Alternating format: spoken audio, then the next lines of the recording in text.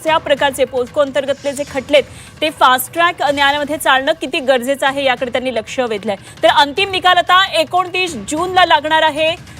पुणे कोर्टातून ही सगळ्यात महत्त्वाची बातमी येते। अंतिम निकाल 29 जूनला लागणार आहे। सध्या निकाल राखून ठेवला असल्याचं समोर आलेलं आहे। खरं तर काही वेळामध्ये निकाल येईल अशी अपेक्षा होती, न्यायाधीशांनी त्यांचं म्हणणं मांडलेलं होतं। मात्र अंतिम निकाल आता 29 जूनला येणार आहे, त्यामुळे अजून 4 दिवसांची आता प्रतीक्षा करावी लागणार आहे।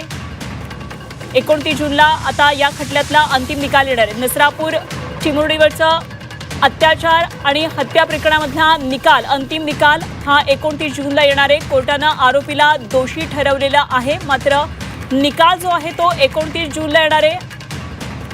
हा निकाल कोर्टानं सध्या राखून ठेवला असल्याचं आता समोर येत आहे। नसरापूर प्रकरणातली सगळ्यात महत्त्वाची आणि मोठी अपडेट आहे। खरं तर आज प्रतीक्षा होती, आज निकाल येईल अशा प्रकारची अपेक्षा घेऊन आज अनेक पुणेकर कोर्टामध्ये दाखल झालेले होते आणि काय नेमका निकाल लागतो याकडे लक्ष होतं। आमचे प्रतिनिधी निलेश खरमरे संपूर्ण घडामोडीवर लक्ष ठेवून आहेत। पुन्हा एकदा आपण जाऊया निलेशकडे।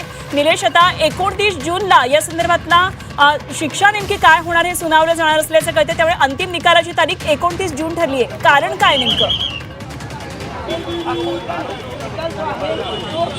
अनुपमा, आता पुन्हा एकदा